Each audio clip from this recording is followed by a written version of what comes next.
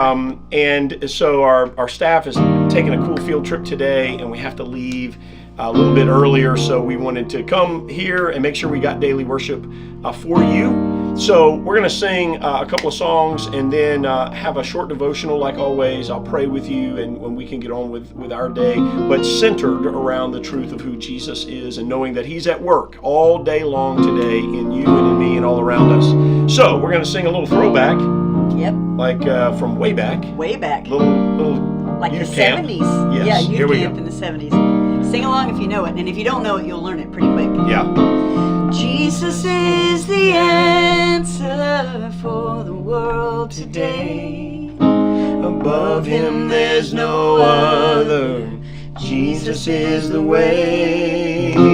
Jesus is the answer for the world today.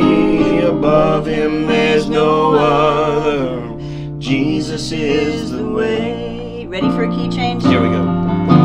Jesus is the answer for the world today. Above Him there's no other.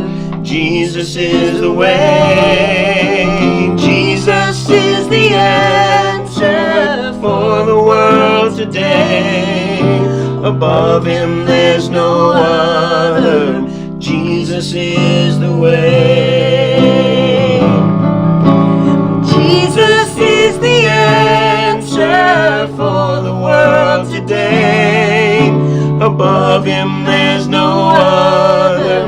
Jesus is the way. Jesus is the answer for the world today. Above Him there's no other. Jesus is the way. Yes, He is. And I believe You are the way, the truth, the life. I believe You are the way, the truth. Yes, You are the light. I believe through every battle, through every heartbreak, through every circumstance, I believe that You are my fortress, and You are my portion, and You are my hiding place. Yes, You are. I believe You are the way, the truth, the light. I believe You are the way, the truth, the light. I believe through every blessing, through every promise, through every breath I take. I believe that You are provider, and You are protector. You are the one I love. I believe You are the way, the truth, the light. I believe You are the way. Yes, You are the truth, the light. I believe You are. It's a new horizon, and I'm set on You. And You meet me here today with mercies that are new. All my fears and doubts, they can all come true, because they can't stay long when I believe You are the way, the truth, the light. I believe You are the way, the truth, the light. I believe You are. Yes, You are. What a great way to kick off our week with this truth that comes, and I don't always tell folks that you should memorize all kinds of scripture, although that's never a bad thing. But John 14:6, Jesus says, "I am the way, the truth, and the life. No one comes to the Father except through me." And I can't encourage you enough to know at least that text, because it centers everything that we believe, and not just what we believe, but how we live our lives.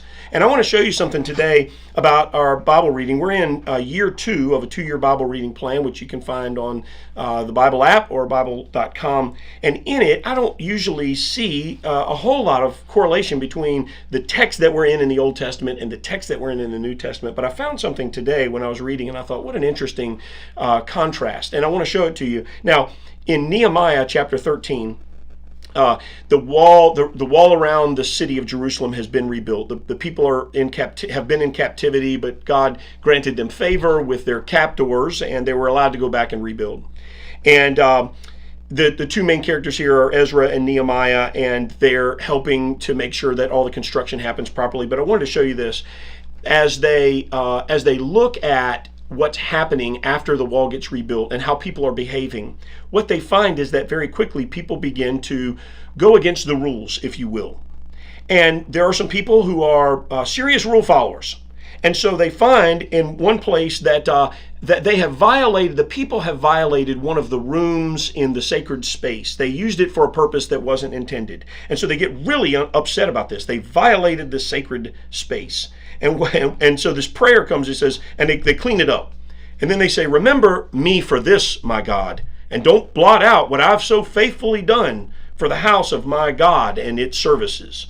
And then they see that the people are violating the Sabbath. They're not doing what they're supposed to do. In other words, they're working on the sacred Sabbath day, and they clean all that up. And then they say, "Remember me for this also, my God, and show mercy on me according to your great love." And then they find out that people are violating the marriage rules. And so they try to clean all that up, and then they say, "Remember them, my God, because they defiled this priestly office and the covenant of the priesthood and of the Levites." And it made me think, and I'm going to show you the sort of the resolution to this in the New Testament. It made me think about how many people think, well, I have to be good today. Today, what I've got to do is make sure I follow all the rules. And you've got a little checklist. It's probably just in your mind, but you got a little checklist, right? So let's see, what following all the rules means: being kind, or not cussing, or not drinking, or not drinking too much, or whatever's on your list. I got to follow the rules, and that's how I get right with God. And that's how they thought in Nehemiah and Ezra's day. But that's not how you get right with God. And Paul the Apostle knew it, and he knew it in where the other chapter we're reading is Acts 23, and Paul is on trial, and he's talking to all these Jewish people who would have really related well to what I just read to you from Nehemiah. And he says this, Paul says, "My brothers, I am a Pharisee, descended from Pharisees." In other words, he's saying, I'm a good Jew, but I stand on trial before you because of the hope of the resurrection of the dead. What he's saying is, can I boil this down for you? I have set aside all that rule following so that I can do some Jesus following. Because when I follow Jesus, the rules take care of themselves. Today is not a day to check off all the boxes. Today is a day to check off one box that says I am a follower of Jesus. And if my whole day is centered around this one thing, all I care about today is following Jesus, then the boxes take care of themselves. So today, maybe we could close with this as our prayer. I believe you are the way, the truth, the light. I believe you are the way, the truth, the light. I believe you are. Make that your prayer today, and it'll be a good day, I promise you. Hope you really do have a day that honors God, and you follow Jesus with every minute of it. We'll see you right back here tomorrow at 8 o'clock. See you then. There you go.